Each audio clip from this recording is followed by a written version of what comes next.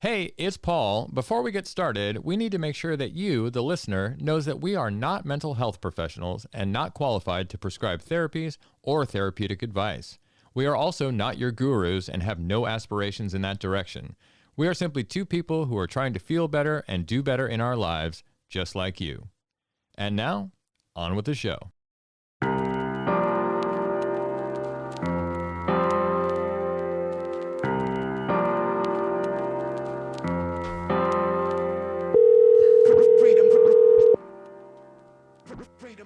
What's up, Pauly Shore? What's up, elbow grease? How are you? Good. Calling about the production meeting? Yeah, calling about the podcast. What do you want to do? I think we should talk about midlife crisis, man. Midlife crisis. Okay, I'm up for that. But listen, can we move it from Thursday? Because I'm having the Ferrari polished and the wife wants to go to the golf club. Lordy. Fine. I know, man. I can't help myself. All right, it sounds like a good plan. I'll see you Thursday in the studio, all right? Talk to you then. Okay, bye.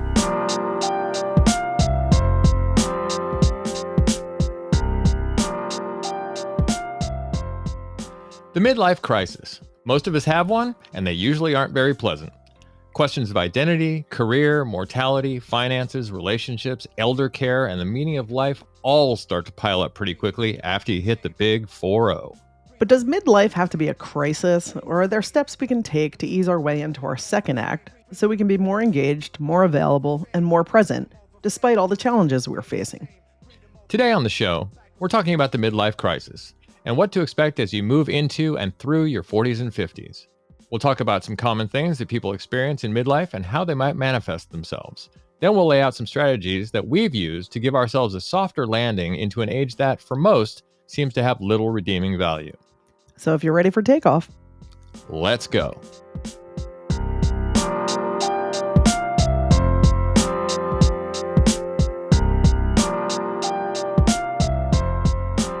Okay, Paul, today we're tackling the dreaded midlife crisis.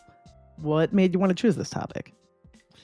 Well, mostly because I had a rough one myself. Between aging and ill parents, career switching, relationship problems, money worries, and a creeping existential dread, I made a real hash of my 40s and 50s. You know, one of the main issues was that the midlife crisis wasn't talked about very much. Mm-hmm. And outside of cliches like, trophy wives or sports cars, I was left to my own devices to figure out how to navigate this seismic changes I was experiencing, And I wanted to do this episode mainly to provide some kind of roadmap about what to expect and how to deal with it when it arrives. How about you, Nora?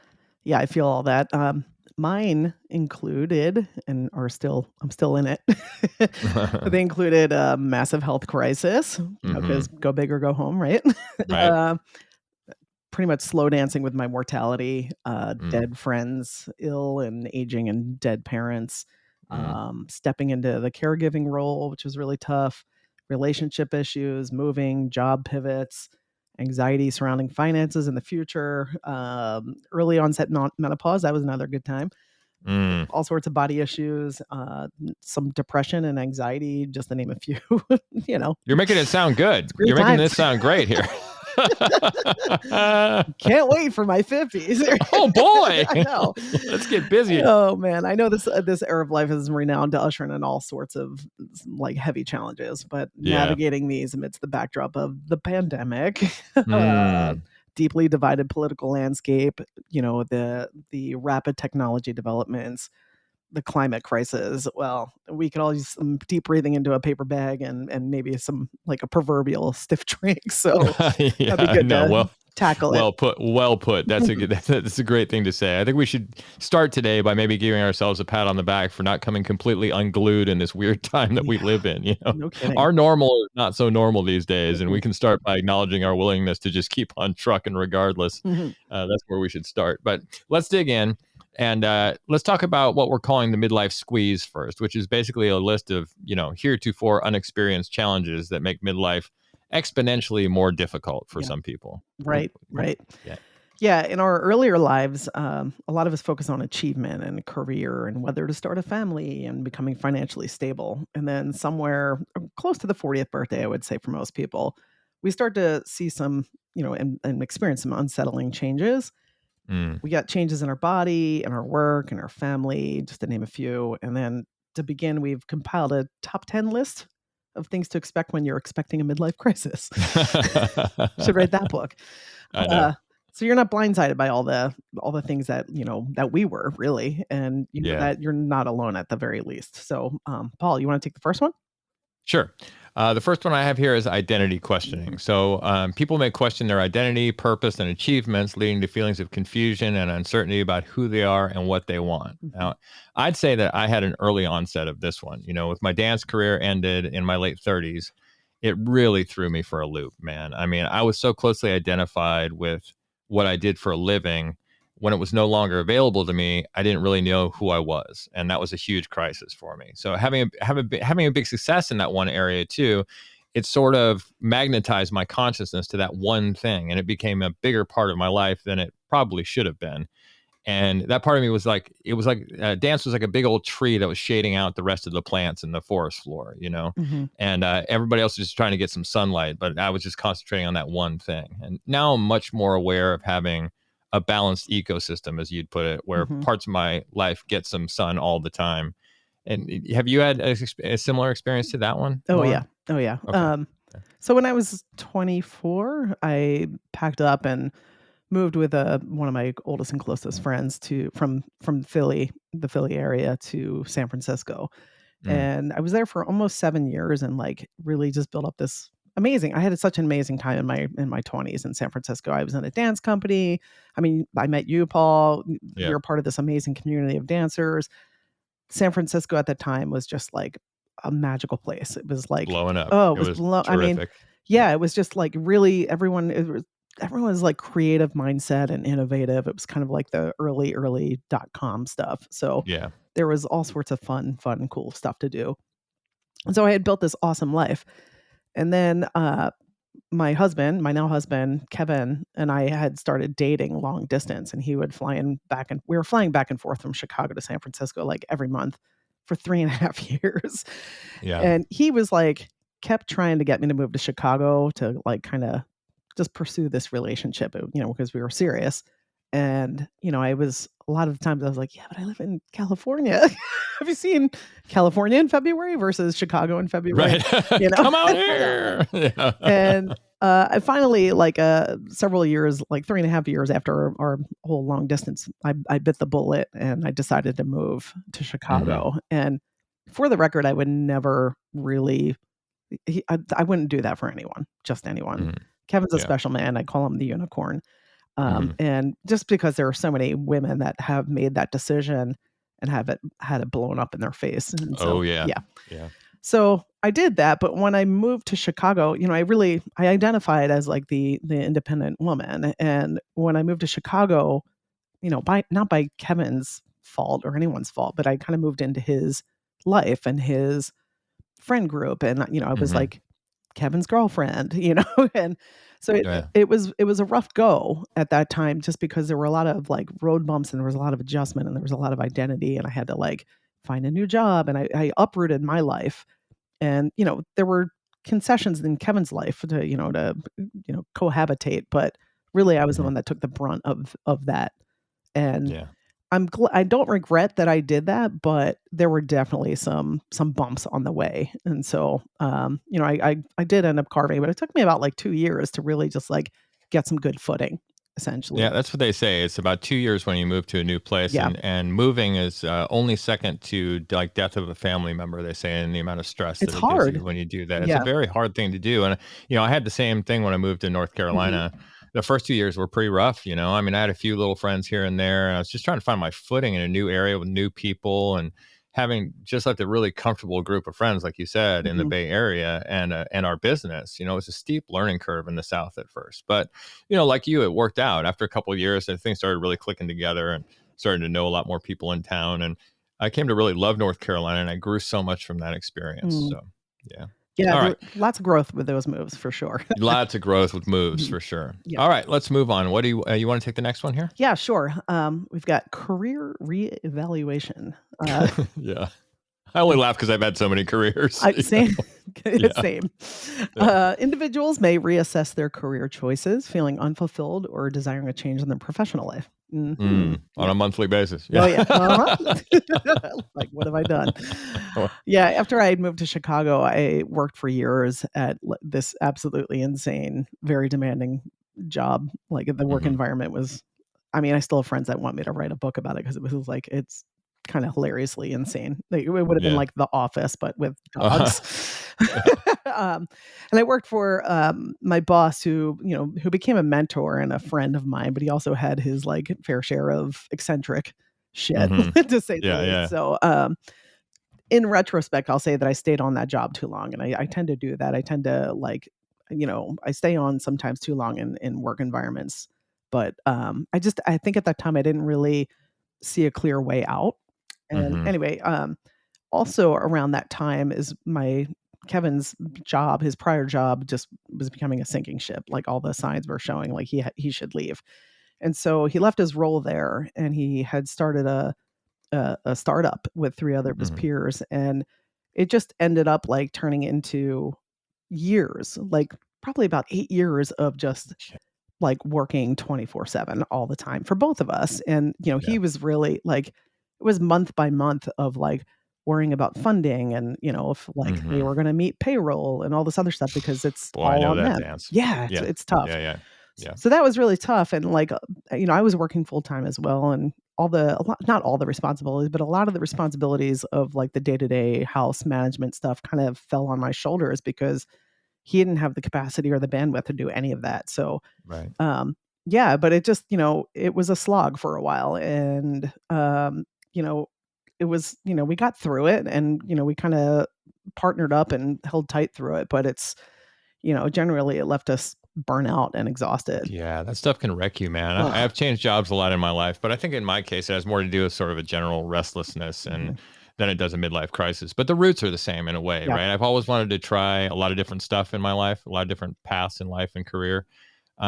I guess I'm just really curious that way. But some of my ramblings have been amazing, some not so much. But I've learned big lessons from every job that I've had. Yeah. And the most valuable was just probably knowing what I don't want to do Oh, yeah. in the future. I worked for a startup as well, software startup. Had never done that before. When I got back to the Bay Area, I got this job. I was commuting long distance and then working many, many hours, and people were slacking me at like 11 o'clock at night, just being like, hey, we're on the next sprint, can you be with the client tomorrow? I was, oh my goodness. I just did not want to do that anymore. So I learned a lot doing that. But same thing about that squeeze. You really start to question, okay, well, where am I? I was in my late 40s, almost turning 50, and I was like, where am I in my life? What am I going to do next here? So that career reevaluation is a very natural thing. When you hit it, you're like, what am I actually doing now, man? What is this thing? Absolutely. Absolutely. I think that that leaves pretty neatly into the next one, which is relationship challenges, right? Because you were experiencing that with Kevin. I certainly had my relationship challenges when I was pulling all those hours, and I've always been in theater, so I'm always pulling hours. Yeah. So let's talk a little bit about the relationship challenges that happen. All right, you want me to take it? Why don't you take the first part? So for relationship challenges, we have midlife crises can strain relationships as individuals reassess their commitments, evaluate their satisfaction in their current relationships, or seek new connections. So yeah. Very good. All right. So I think a big lesson for me in this one is that not everybody is meant to stay in your life forever. And that's a hard pill to swallow at first, especially when you're younger.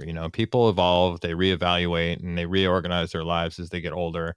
And you may not fit into that plan, or they may not fit into your plan as you do that. And I used to find this natural ebb and flow of people in my life upsetting at first. And when somebody would move on, I would look at that as sort of a personal failure, like what could I have done differently, when really their leaving or mine was a totally natural thing.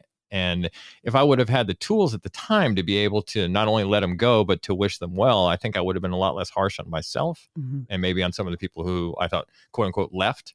When a relationship started to fray at the edges and fall apart, I did a lot of blaming myself instead of realizing it for what it was, which is, a necessary change so we can grow. We were evolving and our roads were diverging, and that was all it was.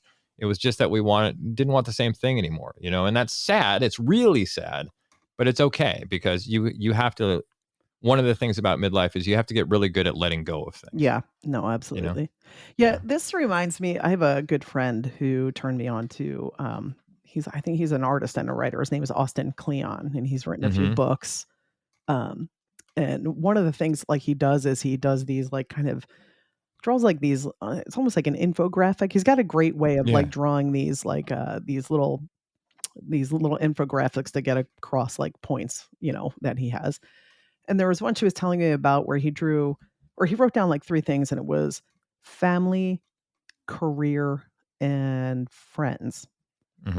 And he at the top he wrote pick two, right? And the whole point was that if you try to divide your very limited energy between the three, like you're basically spreading yourself too thin.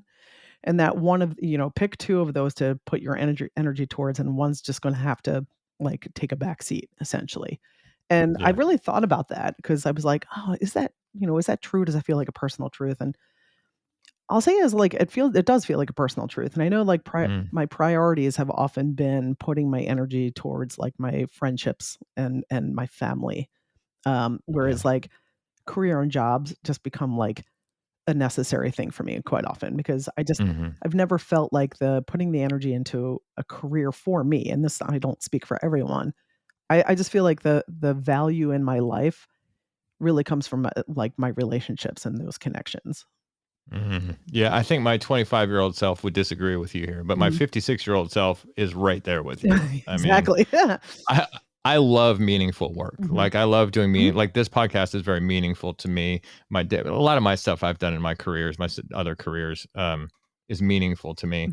But, I wasn't put here to spend all my time doing that. That's what I've come to realize, through going through midlife. I was put here to love people as they are and where they are, wherever I go.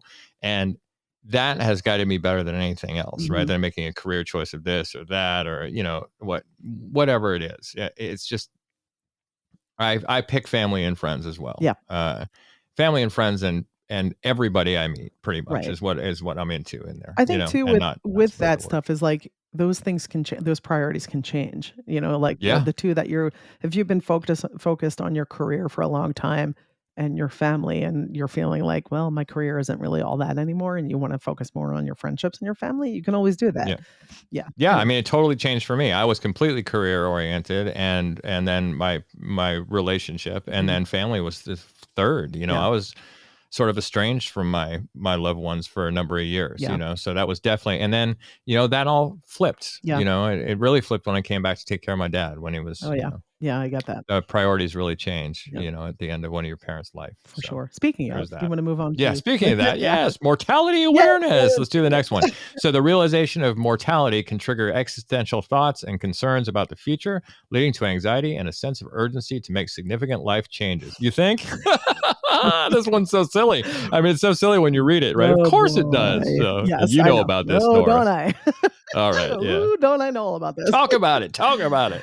Yeah. Okay. So in my late 30s, I left the old job that I had mentioned, and I took on a role at a software company, and which was like, this was during the era that Kevin was essentially working 24/7, and like I had started this very demanding new job at a software company, so we were just running ragged, and our lives and our schedules were already pretty intense. But I was becoming aware of like some health issues, in like some body issues that I was like having symptoms that were just, it was just, I had this gnawing feeling that like something was deeply wrong. And so thank God I listened to that, my intuition. And, I basically over a month and a half, I went to a bunch of doctor's visits while they tried to figure out what was wrong with me and sent me to more tests and CT scans and ultrasounds and all that stuff.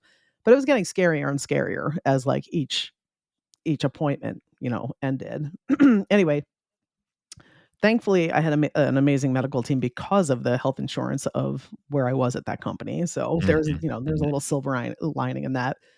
But, it eventually led to my diagnosis of ovarian cancer. And, to say that I was riddled with anxiety is like the understatement of the century. Oh my goodness. Yeah. My personal goal at that time, I was, in my late 30s, and was like, I'm going to be, prior to the diagnosis, was like, I'm going to be the best version of myself at 40. And that quickly became like, I am planning on trying to be alive to see 40. So Yeah. it was that dire.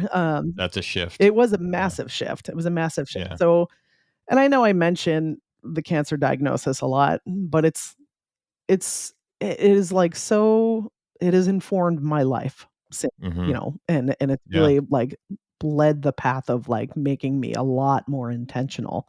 And I really, mean, literally a near-death experience, yeah, and exactly. I for one, I got to tell you, Nora, I for one never get tired of it Thanks. because I do. all of your, well, I know you do. You might. I mean, you have to hear yourself say it, but and you might feel like you say it too much, but because of all your experience and wisdom around your journey with cancer, right? It really isn't about the cancer itself, and it can be applied to myriad situations and when life throws you a curveball. So please don't apologize for talking about it, and please keep on talking. Thank about you. It. So Thank you. You're welcome. I appreciate that. For me, this feeling didn't come from a diagnosis, of course, but rather from a realization that my life was, in all probability, more than half over. Yeah. It's that holy shit moment where what have I been doing? That kind of thing. I know that well. When you realize that you've been chasing the same ultimately meaningless junk that you and everyone around you has been conditioned to think of as valuable or meaningful, and it all of a sudden you realize that stuff is just a smoke. It's just, there's nothing there, and it also coincided with multiple seismic events in my life around career and relationship, and a self-loathing that had reemerged from childhood and all this other stuff, so I totally, and the mortality awareness thing also, it lights a fire under you. Yeah. We'll talk a little bit more about that later, about the motivation that it gives you to do it, and how you could use that for not good or evil, but rather for productive or unproductive ways, that kind of thing. Yeah. Right? Yeah. I was going to say that I just like real quickly, there was an experience like in the midst of all these doctor's appointments and what was going on as it kind of got scarier and scarier. I remember I was like commuting to work. I worked in the Sears Tower in Chicago, and I got off CTA's train and I was walking through the loop to go to work.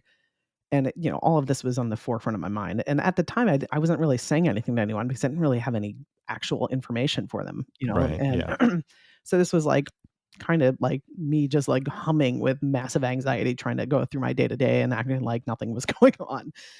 Yeah. Anyway, I was walking through the loop at rush hour, and I was just had this like, it was like this way deeper understanding of looking at all these people on their phones, rushing around to go to their like cubicles, essentially to push their papers around and go to their jobs. And I'm not saying the jobs are not meaningful. If they're meaningful for someone, that's great. But it's just like, I was looking at all these people that I was like, man, so many of these people have spent so much of their lives chasing paper. Right. And it was like this like epiphany of like, no, this is not going to work for me in the long term. If I can get through this, I'm not doing this shit. Yeah. And at the same time, I felt this like overwhelming sense of like what really truly mattered, and that was love. Yeah, me too. Same thing. But it takes a while to get to that sometimes. Like with me, I think it was like when I had the realization that all that stuff was so meaningless and everybody was chasing that paper, it shocks the system a little bit, because if you're like, okay, if this is true, then this isn't true, then what else isn't true about like the reality I've constructed for myself here, and it starts to break down all these walls in your experience where you're like, it's all this is crumbling. Like you don't have anywhere to stand for a minute. And then you got to, that's one of the most unsettling things about midlife, is that it absolutely knocks you on your butt for a while. And it's like, okay, where are you going to stand now? Oh, I'm breaking down all these things around you. Like what do you have to cling on to now? You don't have anything. Right. So that's why I say midlife is a lot about letting go a lot of the time, letting go of all those things and kind of relaxing into just what is, not trying to figure out the next thing, but relaxing into the unknown, right? The mystery of it all, and redefining what really matters to you, because you've got a finite amount of time now. I mean, we always do, but you start thinking about it a lot more, I mean, after 40. By this point, you probably have more yesterdays than you got tomorrows. And that's, I mean, that's, it always makes me uncomfortable to say stuff like that, but it's freaking true, right? Is. So, if you're lucky, I always tell my mind, my mind doesn't like it. My mind's like, no, that's not true. My ego, right? And I'm like, no, dude, it is true. Deal with it. That's the thing. It's true. Anyway, let's move along here. All right. Desire for change. We were just talking about that. All right. There might be a strong desire for change whether it's in lifestyle, appearance, location, or personal interests, as people seek novelty and excitement. Mhm. Yeah. Hence the That's why I sports brought car. my Ferrari. Yeah. Yeah. As soon as I turned 40, I was like, time for the trophy wife and the sports car. Let's go. No, I think for me, this is linked to the last one pretty heavily, actually. When I had that holy shit moment I was talking about, I Mhm. felt like I wanted to blow up my whole life and start over. I was finally awake, and that part felt good, scary and good. But like anybody who just woke up, like from a nap or something, I wasn't as sharp and at my best as I probably could have been. So, You need your you midlife go coffee. stumbling. Yeah, exactly. You go stumbling around grasping for stuff before you even have your coffee. It's not going to be such a great thing. So you can make a lot of unskillful choices on the road back to yourself, I think, when Mhm. you start having these realizations, especially at first. So you have to be careful not to throw out the baby with the bathwater. And part of that is, like I said, relaxing into just sitting with your realizations for a while and not just grasping for the next thing to make it feel better to you, but rather really asking yourself the tough questions and figuring out what you want Yeah, and what's true for you. those questions can be tough because sometimes like what comes up is like, is this even feasible right now? And like to Yeah. make those changes. But yeah, they're still worth having that question. And how that showed up for me is I just still remember I was sitting in traffic like I did all the time commuting in Chicago. And I just remember just like having this moment where there was an unhoused person begging for money in the intersection and then like just sitting for like the fifth light in the row while it was like gridlock traffic and just it just being just people everywhere and it's just feeling the weight of urban fatigue, right? And it Yeah. really just like hit me. I mean, it was hitting me, but it was at that point, it was just like it felt claustrophobic, really. And it was just like, Mhm. oh, I need to figure a way to get out of this. Yeah. And like I love Chicago and I loved my time there, but it was just clear to me that I was like starting to get to a point in my life where it was no longer enough. Like I Yeah. needed something Yeah. different. And I remember coming back uh home and just like sitting down with Kevin and saying, like, all right, here's the deal. We've been here, like I've been here 10 years. I moved here for you. We need to start figuring out what's next for us. Mhm. And he was like, "Oh, okay." And we sat there and like this was many conversations, but we basically sat and wrote down like what we wanted in the next era of our life and Mhm. what that felt like and what that looked like. And it to me it was like there needs to be more nature, a little more space, a little more quiet, and we ended up, taking just step by step going towards that vision. And, here I Yeah. am in suburban Philadelphia in a house I love, surrounded by like nature and trees with great neighbors, a lot more Yeah. quiet. And, it's perfect for this era of my life. So Sure. we're in a much better Yeah. headspace now. So Yeah, I know that claustrophobic feeling, man. I used to commute on BART a lot, and man, when oh, you yeah. are at commute hours on BART in the Bay Area, Mhm. I used to commute to San Francisco. I had an office in the Castro district, and Mhm. when you just get pushed on like a sardine, Yep. you don't want to miss the train, but you're gonna be pushed against like four other people or five other people. This is pre-pandemic, of Mhm. course, Yep. and it's just, oh boy, that feeling hits you hard. You're like, how do I get out of this lifestyle that I've created for Right. myself? Right. Why am I So doing this? Right. yeah, What's the yeah, payoff? Right. absolutely, absolutely. All right, let's move on to the All next one. right. Do you want me to take the re Yeah, take that one for So the me. next one I got is regret and nostalgia. Reflecting on past decisions can lead to feelings of regret or nostalgia, especially regarding missed opportunities or unfulfilled dreams. Mm. Oh man, I've always been I've always been a romantic of sorts, and I spent a lot of time in my head as an only child, and I had a pretty rich fantasy life. Let's Mhm. just say that going on in my head. I also had real specific ideas about how the world should work, and would suffer every time it didn't work that way. Mhm. And then instead of letting go of the fantasy, I would continue to obsess over what could have been, and Mm. I'd look at my friends who were doing well and with envy, instead of happiness, and think about whether I should have made choices more similar to Yeah. theirs instead of just being happy for their success. I would mull over past relationships, past jobs, past times with my family when they were all alive. You can build a whole world for yourself that way, but that world doesn't have anything to do with reality, and you end up wasting a lot of time Yeah. in nostalgia and reminiscing, and that hazy past looks better than it was, Yeah. We where you are. we tend to put like rose-colored glasses on a lot of that Oh, too. 100%. Yeah. Yeah. Yeah, because I know like I'll look back at different times in my life and be like, oh yeah, I was like, simpler then. And then I was like, when I really stopped to think about it, I'm like, man, I was like riddled with anxiety at that time, Yeah, so right. Yeah. in different ways. But anyway, I fortunately, I can't say that I live with a lot of regrets. No regrets, as I like to say. No No regrets. regrets. But I definitely can like get pretty nostalgic, and I Mm-hmm. tend to really struggle with change, Mm-hmm. which is always Mm-hmm. constant. So I struggle Yeah. a lot with constant change. So Yeah. I think I struggle most with each person in my life that passes away, and it only Mm-hmm. continues to remind me that everyone and everything I come to know is finite. We've talked about before, nothing is static, and so Yeah. it's weird because like it's put me in a mindset where to be more present, like when I'm mindful about it and really savor the time I have with like certain people or certain places and my time with that. So there's that good part, but the flip of that is that it can make me a little bit more melancholic because I know Mm-hmm. that again that it's all finite. Yeah. Yeah. Yeah, absolutely. All right, next one here. Health and aging concerns. Awareness of aging and health changes can prompt lifestyle adjustments such as adopting healthier habits or pursuing new experiences. Yeah. Uh, well, I was active and a fairly healthy version of myself in my 20s. Like, Yeah.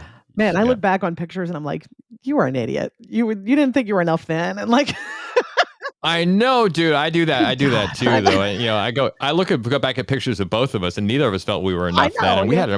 we had amazing bodies. We were good I'm like looking. running Like, marathons and doing shit. yeah, I'm like, man. I was trying to walk down steps. And I'm like, oh, Christ. What an asshole I was. It's so true. You look back, you go, Oh, "Oh, you I know, 25-year-old how dickhead. What adorable were you?" you have no idea, right? Like, look at pictures of myself, like, No you're gonna get gratitude, cancer, right? Get those Oh in, right? man. Anyway, Anyway, I was in a dance company, I was training capoeira, I ran marathons, sure. like, I was very active, and, but Yeah. anyway, I moved to Chicago, again, like, in my early 30s, and my active California lifestyle that I moved out there for, that became a lot more challenging to maintain in Chicago. Poof. Yeah, it Right. was just Yeah. I Yeah. still remember when I first moved to Chicago that year, it was, like, in the summer, and then it was the first week of October, and it started snowing, and I was like, In "What October. have I done?" Oh God. Why Chicago? I know. Chicago is amazing. Let me preface with that. It's, the weather's It not is great, but it's an for incredible. about 4 weeks a Yeah, year. It's exactly. amazing. Go visit, but not in February. I'll say that. Yeah. Yeah. Anyway, for nearly like 6 months out of the year, it's winter or it's a cold and Yeah. it's freezing cold, and Yeah. it's hard to get outdoors for exercising, and like a lot of people will just hibernate because it's just a pain in the ass to navigate in that kind of weather, and it's like very densely populated and spread out Hmm.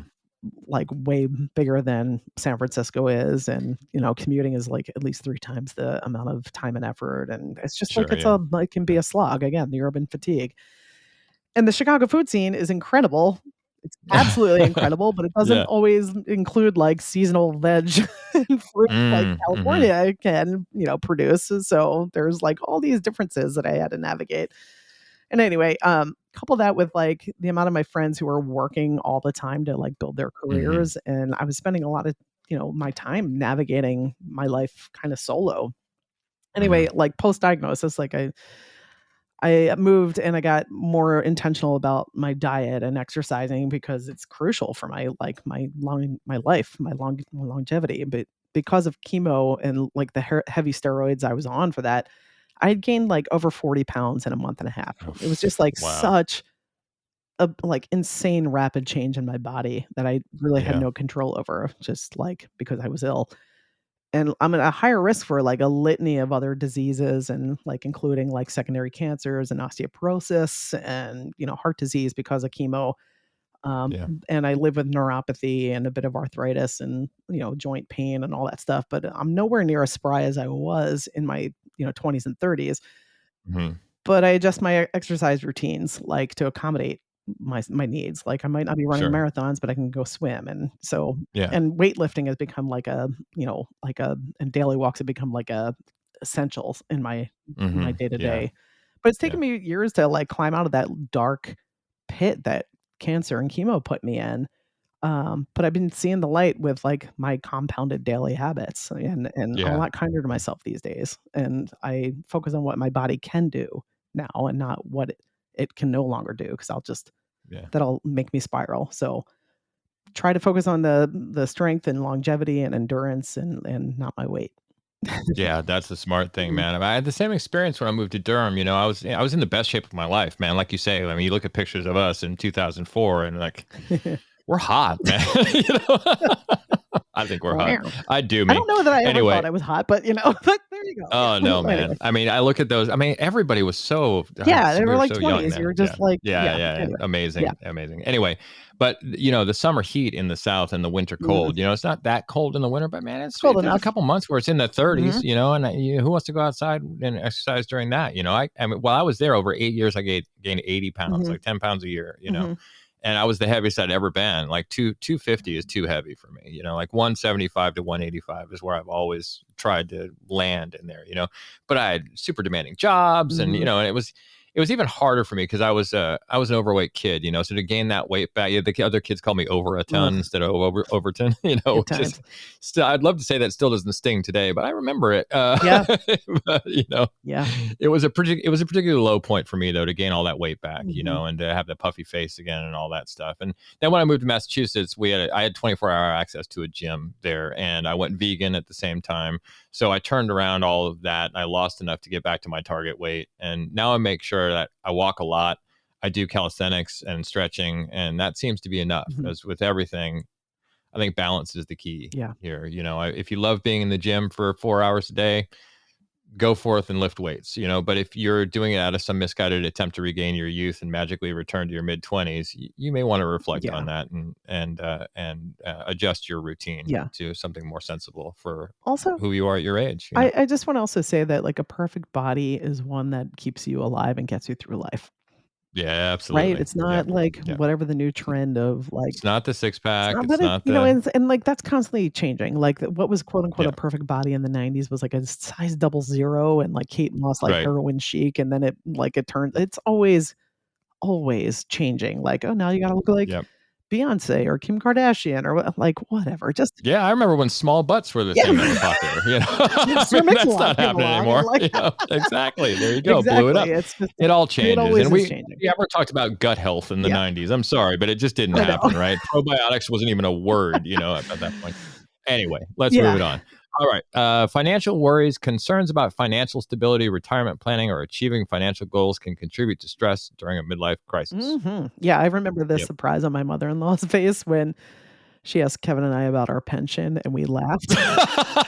I'm I laughing. know. You're Pension is like, a hilarious "That's word these adorable." days, I isn't know, it? right? And Oh, the we had to, pension. like, explain to her, like, those don't exist for the most part anymore, and, like, they don't and she was like, I think a lot of the older generations older than us know this, but they don't consider it, like, Right. Yeah. because it's Yeah. like, Yeah. "Oh, we Yeah. have our pension." It's like, "Well, good for you," but that When are you going to get your gold watch, yeah, Kevin? That'll exactly, be and if you're, nice. like, No. 50 years at a job, I'm like, "Good." Yeah, that Yeah. doesn't really happen these days, but Nope. we had to explain to her that, like, what we were doing right now and saving right now was what we had to live off of in the Yeah. future, so, and, like, I could see kind of, like, like, mental, like, gymnastics and, like, the, "Oh, wait," So, Yeah.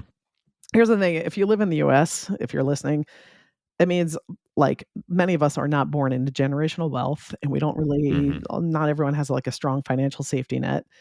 And, it means that financial anxiety is very real because we Hmm. all deep down know that, like, all it can take is an accident or a diagnosis or a death of a Yeah. partner for, like, financial ruin. And this can get totally amplified in middle age because we start seeing and hearing of these things, like, more often than not. So Yeah. Yeah. I think my restlessness and curiosity, like I mentioned before, my job stuff has put me on the financial edge more often than mhm, not in my life, right? Because I tend to go for what I want to do, not what it's going to pay most of the time. mhm, I want the experience. I don't necessarily, I can forego a high paycheck mhm, or, even a middling paycheck if the work is interesting enough and I want to learn something from it. right. Yeah. But that's not such a great financial Yeah, strategy, a lot of the time. And I still get scared by lack of money sometimes. mhm, I'll get into it, but then I just have to remember it's not all about that. And I've always gotten myself I've proven to myself over and over again I can work my way out of financial rough yeah, spots. but there's still a voice inside of me that says, but what if you can't this time?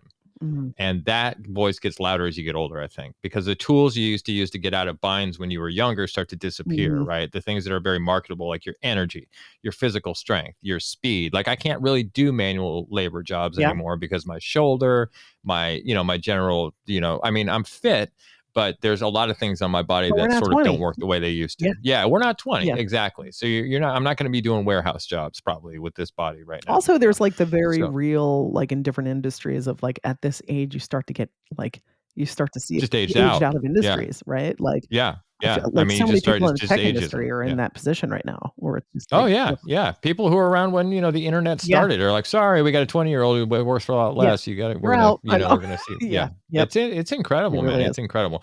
But my point was that like all that stuff starts to fade, so you can start to feel doubtful about your abilities to rescue yourself, and that's also anxiety inducing. Not just the money thing, but you start to question your abilities. Especially after 50, I think to get to, if you need an emergency job, don't know if I can get one now. If I walk in with this gray beard, I'm not sure that people are going to be like, sure, you can work in this, whatever, not sure. It's less than it used to be. You can work in the Silver Fox Club there, Paul.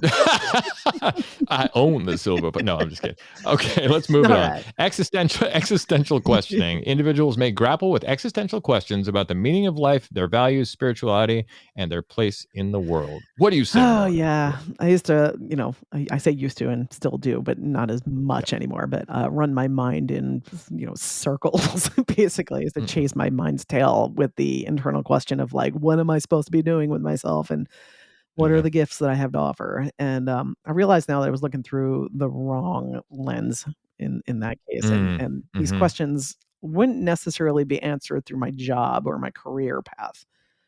And it's great for folks who can find these answers through their job and their job titles. But, I now understand that I bring the gifts to all the parts of my life. And like the job is not my value, that I bring value to the job. And I think for so long, it was like, what role can I step into that will bring the value? And now it's just like, no, I am the value and I can step into any role and provide. And give that role value. Yeah. But man, that reminds me of time to forget. Yeah, no, I know. Me too, man. It reminds me of the Japanese concept of ikigai, though, which translates to reason to get up in the morning or reason for being. If you think about ikigai as a 4-part Venn diagram, the overlaps in that diagram would be what you love, what you're good at, what the world needs, and what you can get paid for. And I am fully with the first 3, and I think that if you focus on those, the payday will take care of itself.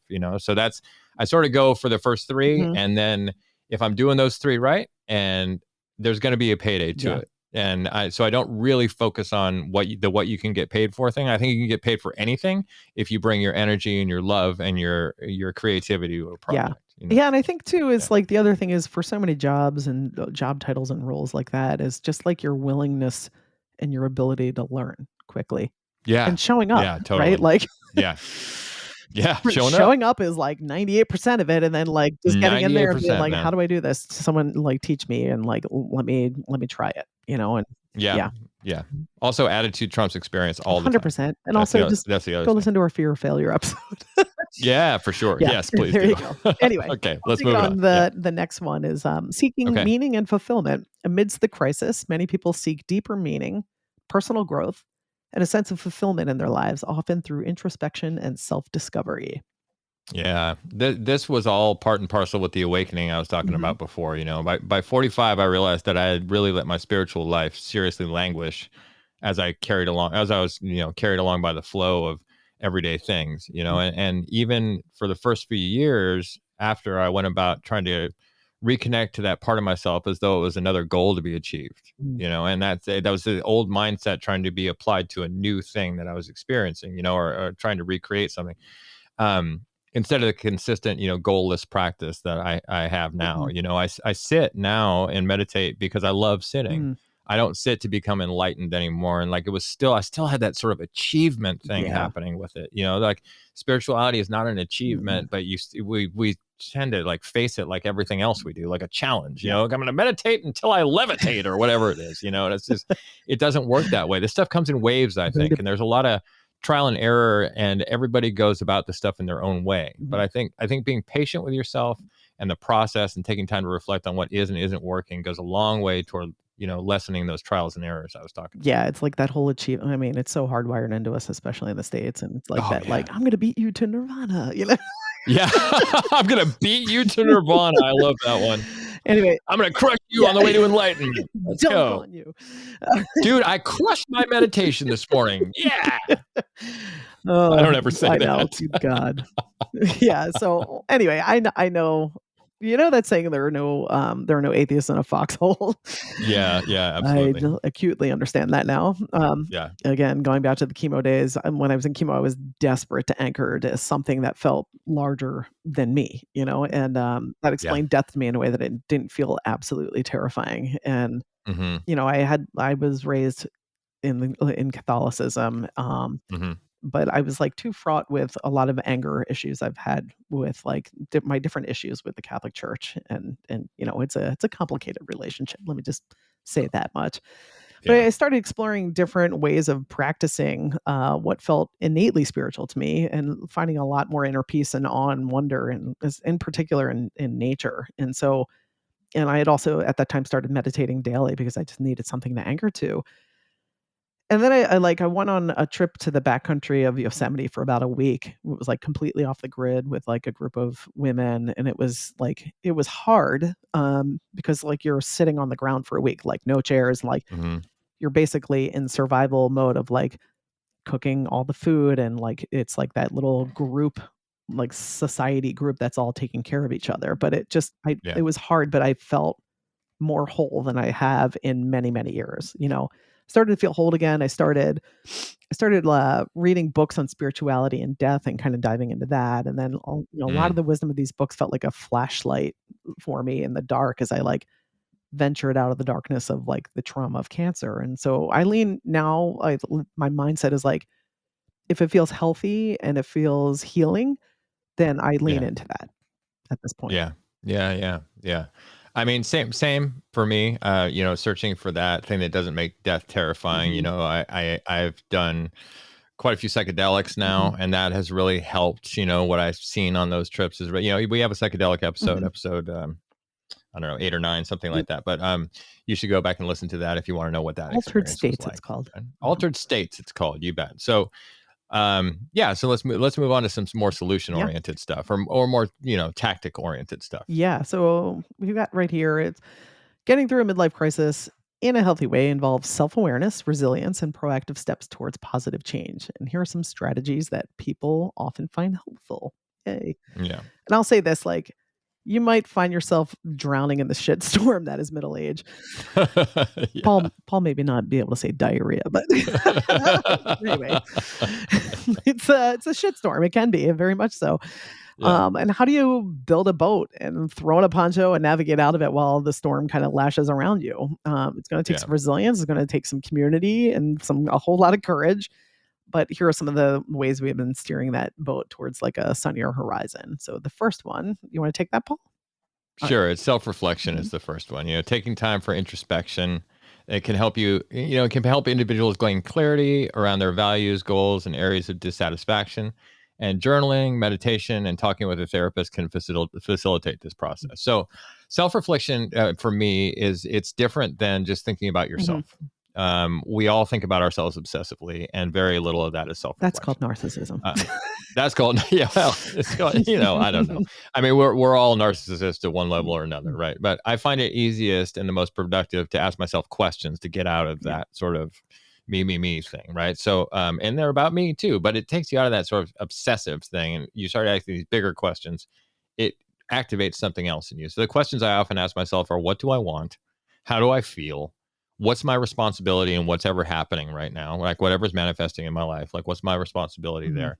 Can I do anything about it? Like when I see problems, can I do anything about those things? Because my consciousness wants to worry about everybody and make sure everybody is I get safe and that. make sure everybody is taken care of. And that's not possible. And there's many things you can have no effect Yeah. on. So I try now, like, can I do anything about it? And if I can't, I file it. Mhm. You can't, I'm not going to pay attention that much because there's all kinds of stuff happening in the present that I need to take care of, Mhm. what part did I play and what has gone Mhm. wrong? Like when something goes wrong, like what's my responsibility in there? How could I have been different in that might have made that happen a different way? What part did I do in something that's gone right? Mhm. So that's the positive I flip like side of that. that, right? To give you, that's going to, give yourself some kudos there. Um, what do I need to let go of? That's a big that one, is a huge one. right? And that I ask myself that every day. Okay, whatever's happening in my life, it must be because I need to release something. What do I need to release now? And finally, what is this here to teach me? That's the other big one that I ask, especially in times of suffering and pain. I'm like, okay, so it's here. So what is it here to teach me? Let's not waste this thing. Like what's happening? So I take these questions with me into therapy and sometimes meditation, and they've done some amazing stuff for me. Not the least of which is they've got me out of any kind of victim mentality that, I used to have that, and taught me to take responsibility, at least in part, for what's manifesting in my life. I love those. Those are great. I similar to you. I sit down every morning and meditate. And if anyone's listening to this and they're like, "Oh, the answer is always self-awareness and meditation and journaling, all that stuff, and gratitude," I mean, sorry, not sorry. It kind of is. It kind of is, guys. Sorry. Yeah. But anyway, like when I meditate, usually the questions that I go into, like my meditation, it's just a check-in really with myself every morning. Is I check in, like, how am I feeling mentally and emotionally? I do that. I like sit for a minute and like really just check in with myself with that. How does my body feel?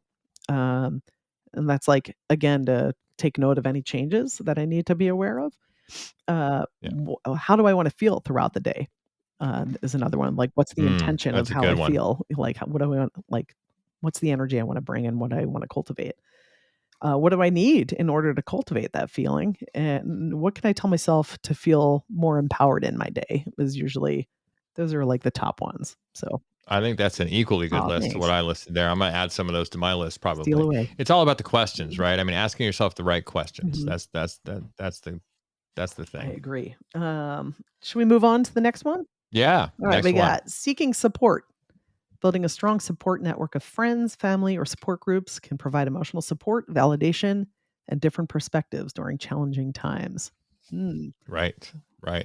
I think that isolation is the enemy of middle age, or really any age, I think. I don't have a lot of friends, and that is by design, but the ones I do have are 100% ride or die.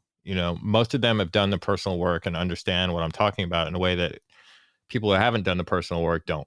And that's important to me because I don't want to settle for meaningless conversations at this age. I mean, that's one of the things about realizing you have a finite amount of time left. I want to, I would rather be in the river that's narrow and deep than one that's wide and shallow, so I keep the people that really know me as close as I can. And their understanding, their kindness, their compassion, and sometimes their tough love have gotten me through so much in life. And I count you as one of those, Nora.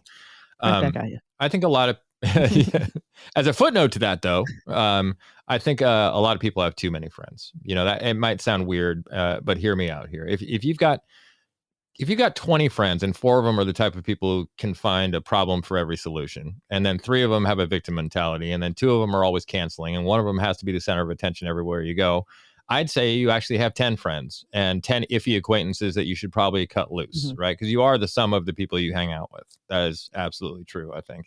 And editing can also be a big part of building a strong network. And a part of middle age in general, right? So again, it's letting things go, but being willing to cut those things, got to cut them loose. So like if you're not getting the energy you need to go forth into the next part of your life from the people you're hanging out with, something's got to give.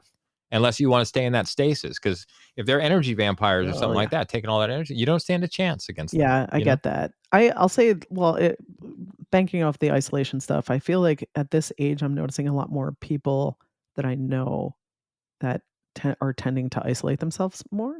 And I think it's a few things. I think it's like, again, it's the unresolved shit, from their childhoods that are like, it's becoming more ingrained in their brains to be that way. And honestly, the COVID did not help this. I think that might sped up that process hardcore for a lot of people. So that's unfortunate. I'll say that I have a lot of really amazing friends.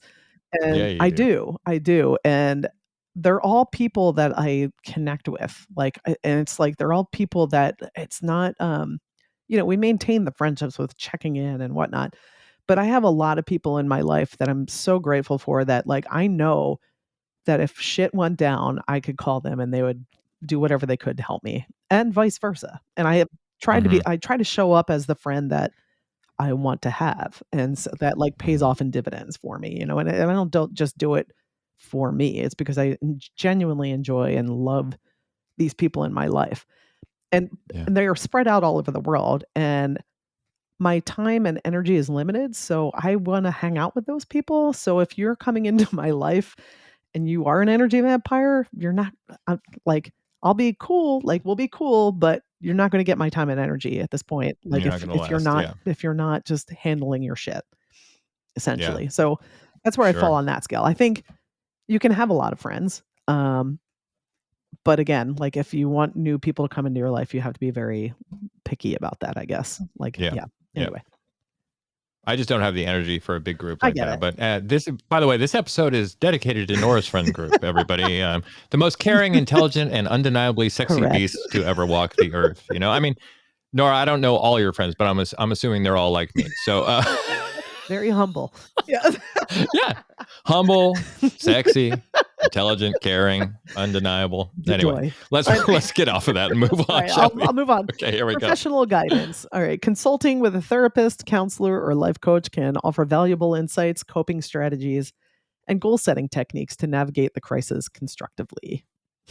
Yeah, well, I think we can both attest to the power of professional help. You know, for me, after being in and out of therapy for years, I finally landed on a therapist and a course of treatment that fit me perfectly. You know, if you've listened to our episode on EMDR, it's episode 10, you'll know what I'm talking about here. Mostly what I wanted to tell people in this section is that therapy is not a one size fits all thing. There are lots of different types of therapy, and there are certainly lots of different types of therapists, both in their styles and their personalities. And it's important that you spend some time researching what's available out there and who you might click with, both of those things, what type of therapy and what type of therapist. You know, I spent a lot of wasted hours on a couch in Freudian therapy talking to a checked out therapist that had no real interest in me getting better. And that was a drag, you know, but I didn't understand that I could have just fired her and asked for a different recommendation. It's tough when you're going through tough stuff to find it within yourself to make a move like that. So please be picky about this. This is somebody that you're letting into your mind and your life. So make sure that you've got the right person in your corner. And the same with counselors and life coaches. You know, I mean, there's life coaching gets a bad rap, but I don't think it's necessarily a bad thing, but it's a little bit like real estate. You know, when people hit a certain age, a lot of them start thinking, I give my friends good advice. Maybe I could be a good life coach, you know, and then you're like, I don't know if you want somebody coming from that angle in your life. But having said that, I've had some very good coaching from some people, and it's you know, it's a legitimate way to seek help. Just make sure you got the right person in your corner is what I'm saying. There are definitely you know? like life coaches, and I don't mean to like diss that if people are good life coaches, because they do exist, like you said. But there are a whole lot of them that can feel like it's like in multi-level marketing schemes. So they have those vibes where you're just like, oh boy, So I get that, but I agree. It took a few tries, but I landed on a therapist that, you know, guides me through the tough internal work with a lot of support and compassion. And finding her was amazing, and it took a few tries, like you said, you know. But I'll say that like finding the right therapy for me, putting the effort into that is one of the best gifts I've given myself in my adult life. And it's work, but it's been absolutely worthwhile for me and my life and how I cope with the inevitable curveballs that are gonna, you know, like gonna happen in midlife. And I can honestly say I'm a better version of myself because of it. So if you can afford to do it, if you can figure it out, I'd like just take the steps towards it. Yeah, and there are ways to do it on sliding scales. There are ways to do it for free.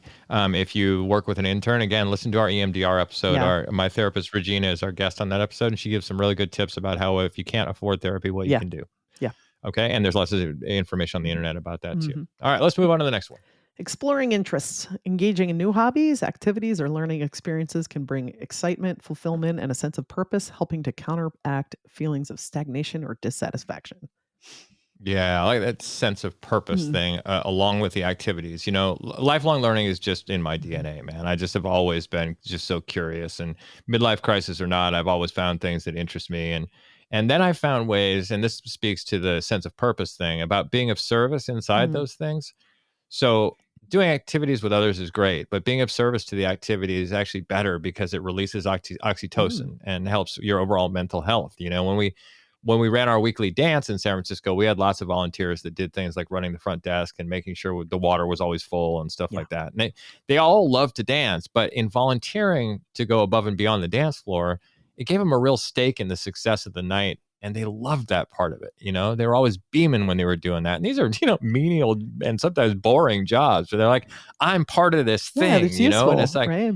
it's useful. Yeah, you feel useful. And that's important It's for huge. people. I think people don't delegate enough and people don't do enough things like that inside organizations and events like that, because it gives people a real sense of ownership of the thing. And that's something I always tried to instill in my high school kids too. I'm like, this is your theater. You are responsible. This is not mine. This is not my room. This is everybody in here is responsible for all this stuff that happens in there. And it gives them a real sense of ownership, It's I think it just reminded me of something of like that, that like narrative, like nobody wants to work, like that.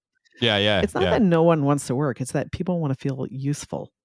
Right. And they want to feel what they're doing is meaningful and it serves somebody in something bigger than 100%, themselves. and get paid a living wage for that. That's anyway. Right. I won't. So I'll go on. That drives me crazy when people say young people don't want to work. Young people work harder than anybody else in this society, and they are willing to work harder than anybody else in this society, and they get shit on all the time for being lazy and all that stuff. I hate that whole trope about millennials, especially being lazy, because I've met some millennials that kick ass. Yes, I agree. Anyway, we'll move on from that. Yes. Yeah. I feel like for a lot of us in this era, we're, a lot of us are just trying to keep afloat. Like it feels like there's a lot of that going on, and we have so many responsibilities and demands to meet, like including like raising children and, again, like the aging parents and all that stuff, that it can feel like it's another thing on our to-do list, or like that we don't have the time or energy to pursue new interests. And for a lot of people, that's like a real thing. So for sure. And I'm not perfect at it, but I'm trying very hard to carve out time for me to learn new things. And that, like, it could just be something as simple as trying a new recipe, right? Or like, new ways of moving my body, and new concepts from books like that I'm reading. Or I also love this thing, like Kevin at one point was like, what do you think, like we should just set some time out and make shitty art or shitty music? And I was like, I love that, right? Like not everything has to be amazing. It's just like, try it, right? It's just create those new neural pathways, maybe like engage with it. And so again, like I encourage you to just try to carve out some time to make shitty art. Make shitty recipes. Absolutely. So like, don't put the pressure on yourself to make it amazing. And like, I think that's the other thing with social media. You can have like people who are like making these incredible things, and they don't show you like the amount of time and effort to go through the process. You're seeing the highlight reel, but just go make shitty art. Yeah, I agree with that, man. I do that all the time. It makes you make good art. What are you talking about? Well, I do, but you don't see all the scrap pile in the back, right? Fair the scrap pile in the back is all the failed experiments where I was like, nah, I almost electrocuted myself. I think I'll, don't do that. Anyway, moving on. Health and wellness. So prioritizing physical and mental well-being through the regular exercise, healthy eating, adequate sleep, and stress management techniques can boost overall resilience and mood. And for me, and I think a lot of people, this is all about habits. We all do this stuff. We all know this stuff is good for us. But without a solid routine built on habit and systems, it's easy to let go of these things and let them slip. So here's a sample of just what I do as a routine all the time, right? So I wake up at 4 to 5 in the morning, meditate, put the kettle on while the water's getting hot, do some push-ups and crunches, drink coffee and read after that some books. I don't no scrolling, right? No, what do we say? Pages before swipes, dude.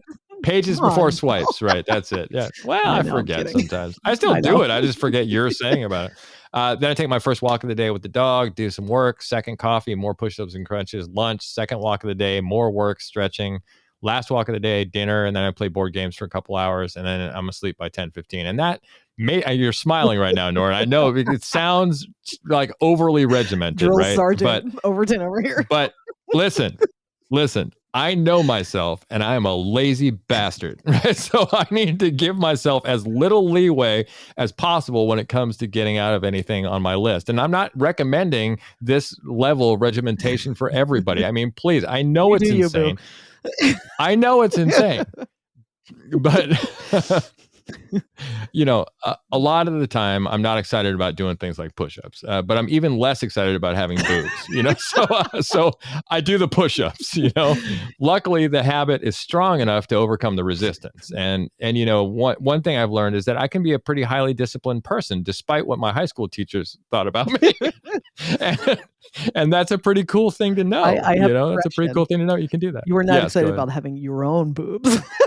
Well, yeah, no, that's absolutely true. Yes, absolutely true. I thought that was implied in my statement, but yeah, let's just put it out there. You got it. No, I'll say this. I know myself as well, and I'm not getting up at 4 a.m. every morning. Yeah. No, I know you aren't, you lazy bastard. Yeah. Anyway, I just want anyone who's like, do I need to get up at 4 or 5 a.m. anymore? No, you don't. You do not. I'll be the first to say you don't. Exactly. Yeah. I will be the first to say you don't. But I mean, after 50, you'll be doing it anyway. Exactly. So good luck on that. Pee every 2 hours. You just get up and stay up. Yeah. No, right. I tend to, so I take a lot of, I've talked about James Clear's book, Atomic Habits, before. And one of the big takeaways, there are many takeaways I have from that book, but one of the bigger takeaways that really impacted how I think about things is instead of focusing on building, just the habit building, is behind that is focus on the systems that are in place for you to build those habits. So a lot of, it's one of the premises of his book. So it got to, he has this quote in there that we don't rise to our goals, but we fall to the level of our systems. Right. And that really deeply resonated with me, because you can try to build those habits, but if the system to get to those habits are askew, it's going to be harder for you. So if you want to build better habits, focus on the systems, and it'll make it easier for those habits to adopt, whether that's you want to get up at 4 a.m. or you want to do push-ups and do the habit stacking. But that's where my focus is going now, the systems I have in place and how to make them more efficient to get where I want to be. You still have some disdain in your voice about my system. I can tell from here. It's not about I'm glad it works for you. I just know, I can tell you that would not work for me. Whether you want to get up at 4 or do push-ups or whatever crazy shit you're thinking about, man, go ahead. I can't hide it. I'm an open book there, Paul. Let's move on. The next is setting goals. No apologies for laughing. Are you kidding me? It's at least I didn't roll my eyes. Anyway, that's true. That is true. I'll take it. We're going to move forward here. We got setting goals. Go ahead. Setting realistic and meaningful goals, whether personal, professional, or relational, can provide direction and motivation for positive change and growth.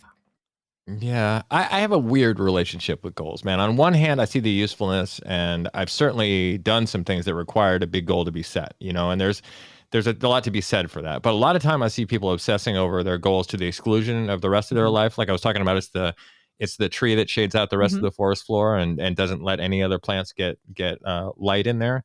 And I suppose it's a balanced thing for me again. I'm fine with having goals, but they should be in service to the rest of my life rather than in opposition to it. It shouldn't interrupt the rest of the things that I'm doing and cause me to pay less attention than I need to those things. Like if I get rich, but my relationship falls apart and I lose my friends, then what was the point of all that?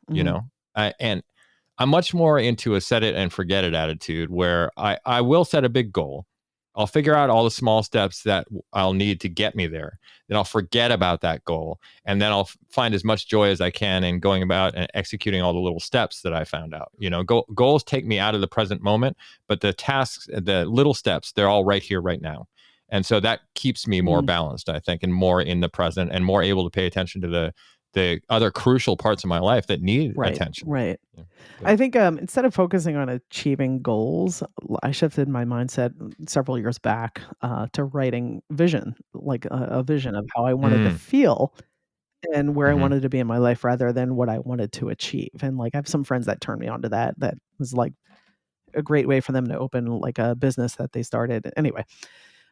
We're here in the US, we tend to be so achievement oriented, but once we achieve a goal, it's on to the next, right? We do a lot of that. So, we do that without even checking if it's fulfilling or not. It just becomes on to the next without ever getting into the process. But, the great thing about writing a vision for any part of your life is that it allows you to focus on the feeling, which wires your brain, to seek out the ways to get to that specific, I guess, goal or vision that you create for yourself. Anyway. Yeah, man, I love that. I love that, Nora. That's an excellent way to think of it. And hearing it now, I can see where I do that too. Okay, next one. Communication. Open and honest communication with loved ones about feelings, needs, and aspirations can foster understanding, connection, and support during challenging times. Yep. I mean, don't keep secrets about what you want and how you feel from the people you love and trust, man. It's like the old Dr. Seuss quote, man. Be who you are and say what you feel, because those who mind don't matter and those who matter don't mind, right? I think that people pleasers have a hard time with this, man. Speaking as a former people pleaser, you often give others' feelings priority over what you want out of an outdated need to make everybody happy that comes from childhood trauma, mostly, It's hard to get over that, man. But I will tell you, on the other side of that is freedom, both for you and for your loved ones, right? Honest feelings, big aspirations, and hard truths all have to see the light of day if you want to move into a more authentic version of yourself, and if you want to move your relationships forward. It's incredible how much deeper your relationships get when your target is honesty about your feelings with everybody else. And just a footnote here, I don't share those things with outside my inner circle. It's okay to keep your secrets from the rest of the world. In fact, I think you need to. You don't need everybody's opinion on what you should or shouldn't be feeling or doing in your life. That's for sure. But for the ones you hold close, I think in order to deepen those relationships and move them forward and move yourself forward, become more authentic. You know what? This communication is key. I agree. Everything you said, it's the cornerstone for like all engaged and connected relationships. And I'll just add that, like, speaking of everyone having an opinions, the whole saying, opinions are like assholes. Everyone got one and they usually stinks. Yeah. There you go. Anyway, there you go. We'll move on to the next one. Is embracing change. Embracing change is a natural part of life, and being open to new opportunities, experiences, and perspectives can promote adaptability and resilience. Embrace change. Embrace change. I actually really dislike the way this one usually lands, the way it comes off, because you do not embrace your divorce or you do not embrace a cancer diagnosis, right? Embrace seems like such a welcoming word for the things that come to you, Tell somebody who just got fired or that has a teenager that they should embrace change, and you're going to get a punch in the eye, maybe. This is true. For me, a much more useful framework is don't fight with reality. Than embrace change. It's a totally different way to go about it. You don't have to like the changes that come down the pike, but you just have to accept them. Not resisting isn't the same as embracing. And I think we do ourselves a disservice and cut ourselves off from some pretty crucial feelings when we think we should be happy about every disaster that comes our way. Now, having said that, I think that you can get to a place where you do embrace change, but it often takes patience. A lot of times I would accept change in the moment, but then I'd have to reflect or grieve or get really angry or indulge in some self-pity. And through those processes, I learned to embrace the change that I could only muster acceptance for at the outset, and there's a quote by Byron Katie that goes, if you fight with reality, you lose, but only 100% of the time. And I think that's really true. Like, acceptance is mandatory. Celebration is optional. Yeah. For me, I think it's Tara Brach. I thought I heard this from, maybe it was Pema Chodron. I don't know. Love her. Yeah. But either way, it was the whole the whole idea of radical acceptance, which is like you were saying, like you don't have to embrace, the change. It's radical acceptance is you don't have to like what's happening. You just have to accept it and work from there. Right. So that's where you need to be in order to do that stuff. But another thing I'm a lot wiser to now is, like, I have this whole mantra that has become, don't waste your pain, right? Because you're going to go through some painful stuff, but like, what is it that you're going to learn from it? And it's going to drag you. Life's going to drag you sometimes, and you have to do your best to learn from, like, when you get dragged, and ask. The other key thing is to, like, ask yourself who it is that you want to become from the experiences and how you want to navigate those experiences. Like, who is the person that you want to be in those experiences? And that is ultimately our superpower, I think. Yeah, man. It's such a good observation, Nora. I don't waste your pain, man. I often ask myself now, like what I said before, which is, what's this here to teach me? Which is the question that gets you there, I think, because it's always something. Don't miss the education in it, because that's the whole point of the thing. Don't waste your pain. I like it. All right, let's move on. We got financial planning. Taking proactive steps towards financial stability, such as budgeting, saving, and long-term planning, can alleviate stress and provide a sense of security for the future. Yes. Yeah. just stop buying lattes, kids. Your No. avocado toast. Cut Yeah. back on that avocado God. toast. No, I we're know, not going to say joking, by that. the way. No, There's sarcasm in we're there. joking. Yeah. I don't Yeah, agree no. with any of that. Have your avocados and your Yes, lattes, exactly. man. But the best thing I ever did for myself financially was just to stop buying unnecessary shit. You know, it's like, it's kind of amazing what you can convince yourself into thinking that you can't live without. And it took me a long time to realize just how little I actually needed in order to get by. And at first, when I realized it, I went super minimalist because I tend to go, what's America? We go overboard, right? You got to swing all the way one way and then come back to center, you know? I wanted to get down to like, I think it was 300 possessions when I started. And that sounds like a lot, but I was counting every fork, pencil, paper clip, like all that stuff. And it was a cool exercise. It sounds nuts, but you know me, I go to extremes. But slowly I started adding things back in that gave me joy, you know, because I didn't really want to live as a minimalist all the time. I just wanted to sort of like do a thorough like exploration of what, you know, what I could forward, you know, as my new reality, you know, whatever way he put it in Walden. I didn't need all the stuff I was adding back in, but they did give me a lift when I looked at it or wore it or used it, you know, and those things are worth it to me. But I don't fear losing them anymore, though, because I know how little I can live with now. So if you were to rob my house, it would be an inconvenience. It would be definitely an inconvenience. But I'm not attached to any of those objects anymore the way that I used to be. And so cut everything back to the bone and see what you can live with. That's what I say. And use the library, cook at home, forgo expensive events. Don't drive if you don't have to. And I think most people worry about maintaining the luxury they've become accustomed to in their retirement, you know, and I have the opposite thing. I've chosen to unaccustom myself to luxury. And I think that's a win, you know, for me. Yeah, anyway. there's the older I get, the more I realize what's like more of a personal truth of mine is that like to become more fulfilled and happier is usually it requires stripping away than it does adding on new things. Like things I'm talking, but yeah, some of my general rules, like number one is like if you have bad debt, like credit card debt, do your best to just like pay that off as soon as you can. And like I should have said that because we've both done that. Like when I was in my 30s, I had like credit card debt, and my goal was just to be debt free by 40. And I like put all of my energy behind like just getting rid of that debt because it's just it weighs you down. It weighs you down big time. And I still remember writing that final payment, like making that final payment and just like feeling the absolute freedom of like, oh my God. And like during that time, I was also squirreling away money for emergency savings, which is another like responsible adult thing to do, which, you know, it's like, I feel like I was cosplaying adulthood. But you know, thank God I had that emergency savings because again, like after I paid off all that debt, I like got diagnosed with cancer and I didn't go back into, I didn't go into medical debt because thankfully I had good insurance, but like it still was expensive AF for all of the stuff I needed to go through. And, you know, I burned through my emergency savings that I had been like, you know, going through, but it was a true emergency. So that's what it was there for. I didn't go into debt. So thank God for that.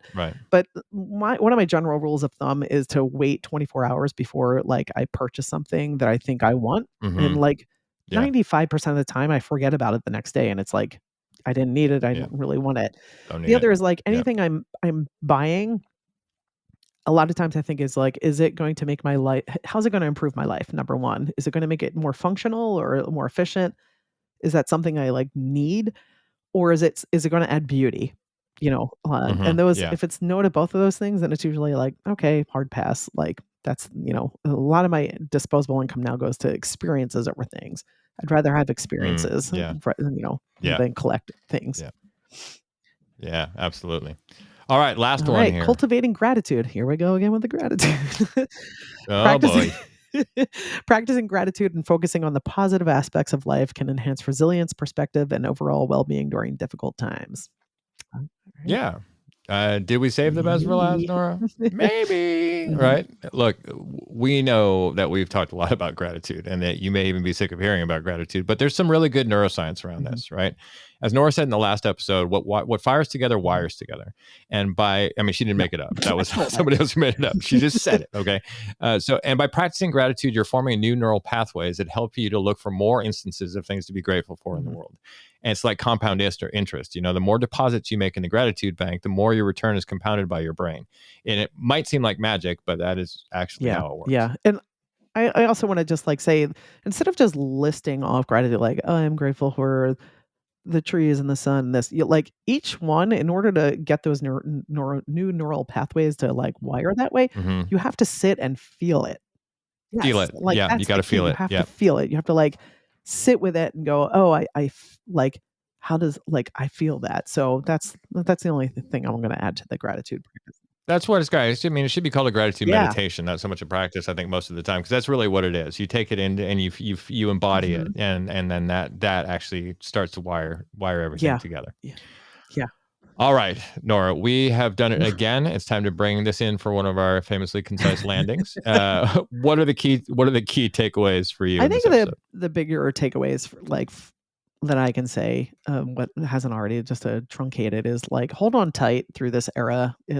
I do truly believe that it will ease up eventually. I have a It gets so much better, y'all. Yeah, It and really I have a does. neighbor who's who lives across the street from me, and they're awesome people, and they're friends of ours, and they're a little bit older than my husband and I, and probably in like their mid-60s or so. And I remember like Rick, my neighbor, was saying like, "Oh, you're in that like middle-aged squeeze," and I remember how hard that was.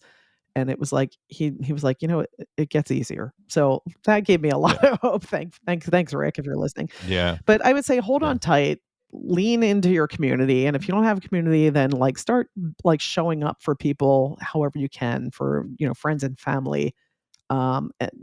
Be that person in the community that you want, and like you attract what you are. So show up for people and lean on your community. And also, if you haven't been healthily processing your shit from your childhood and your young adult years, most likely it's going to start manifesting in your thoughts and behaviors in your 40s. I really believe that it's if you're not dealing with it, it's coming for you. So lean into whatever feels healing and start building on your healthy day-to-day habits. The ROI on the small daily actions pay off in the long term. And like, don't Big let time. yourself be an asshole today to your future self. That's the other thing I'll say. Right? Like right. Yeah. I think for me, the big takeaway is don't let your dissatisfaction and your suffering and your confusion during midlife drive your decision making, man.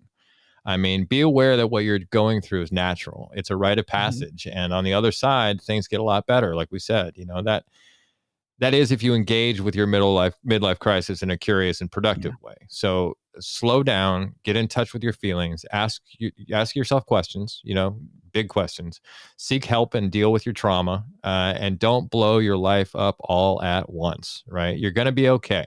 Parts of it are really going to suck. Accept it. Like my lovely friend is fond of saying, the only way out is forward. So keep moving forward. And, in closing, I just wanted to read a quote from Rainer Maria Rilke from Letter to a Young Poet. And it goes, I beg you to have patience with everything unresolved in your heart and to try to love the questions themselves as if they were a locked room or books written in a very foreign language. Don't search for the answers, which could not be given to you now because you wouldn't be able to live them. And the point is to live everything. Live the questions now. Perhaps then, someday far in the future, you will gradually, without even noticing it, live your way into the answer. That's awesome. I love it. Isn't that a great quote? I love that quote. And hey, Nora, I love you. Oh, you beat me to it. I got you first this time. I'm going to beat you to Nirvana. I'm going to beat you to Nirvana. Let's go. I love you too, Paul. Well, I'll see you next week, huh? Yes. All right. Thanks for listening, everybody. We'll see you next time. Take care. Freedom over fame. Freedom over cycle stays the same. If you'd like to get in touch with us about anything you've heard on the show, you can drop us an email at ifweonlyknewthenpod@gmail.com.